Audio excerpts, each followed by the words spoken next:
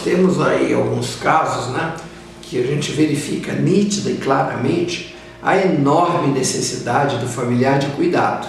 Porque você tem um familiar em que, com a fortaleza interna, né, com o equilíbrio emocional diante do seu parente lá, ele empenha-se por fazer aquilo que está sendo esse, inclusive, é sempre o familiar que às vezes a gente consegue manejar melhor para a efetividade do processo, ou seja, ele também não fica na ansiedade de precipitar eventos ou fases. Então ele vai cumprir rigorosamente o que toda a equipe determinar, hora de curativo, como fazer, como limpar, como não limpar, que hora conversar. Então aquela pessoa que, aí eu falo da individualidade, né? Aquela pessoa, ela é estável emocionalmente. Tem aquele familiar que entra no sobressalto da ocorrência e se sente tipo assim, poxa, o que eu tenho que fazer? Ou acha que tem que fazer, acha, né?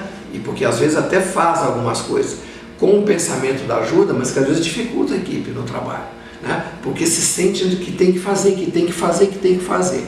E o terceiro grupo de familiares que tem o entendimento de que deixou de fazer alguma coisa por ele ou por ela. Puxa vida, eu podia, eu devia, é aquela coisa do condicional, né?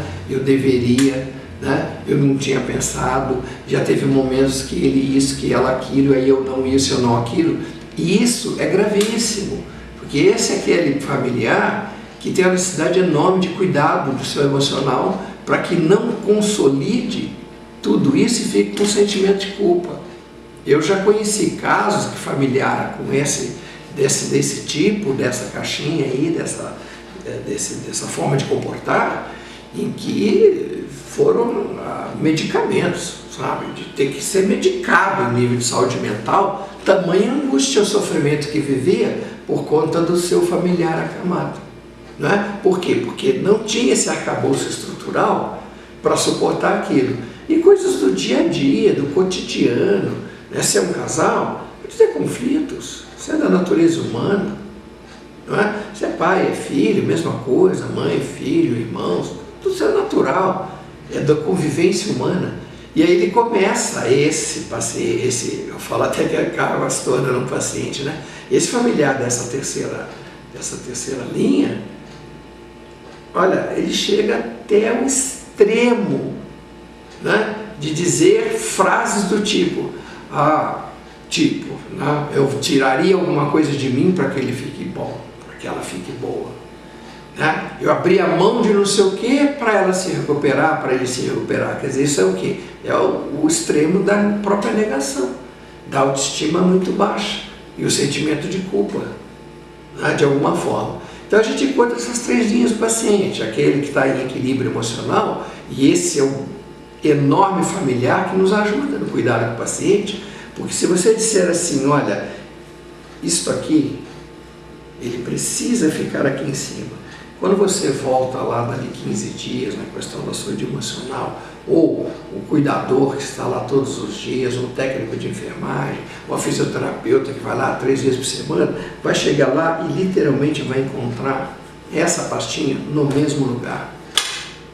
Esse é ótimo. O intermediário tem os prós e contras que a gente tem que saber ajudar a manejar, porque esse do meio, ele é voluntarioso, né? Se o paciente que está ali acamado, ou a paciente acamada, fala assim, puxa, mas eu queria nem que fosse, acho que eu já faz 4, 5 meses, 6 meses que eu estou em tratamento, poxa, eu queria tomar um golinho de vinho. E de repente está com uma medicação para a gente, principalmente na psiquiatria, que a gente usa psicotrópicos, né? Fala assim, poxa vida, ele está tão bem, está indo tão bem, acho que não vai ter problema. Pode ter, porque aquele dia, aquele gole do vinho era o dia que não dava para ele tomar. Pode ser até que ele pudesse tomar num outro momento. Então esse paciente voluntarioso a gente ensina, treina, mostra por que sim, por que não, por que sim, por que não. E a terceira linha que é esse que se torna mais paciente, se torna mais um doente a ser tratado do que o próprio acamado, que está com a necessidade de uma equipe interdisciplinar, né? Então é muito complexo. O profissional que chegar ao cuidado e não se der conta disso, pode falhar num ou no outro movimento. E isso gerar um prejuízo ao paciente foco, né? Que é o motivo do cuidado.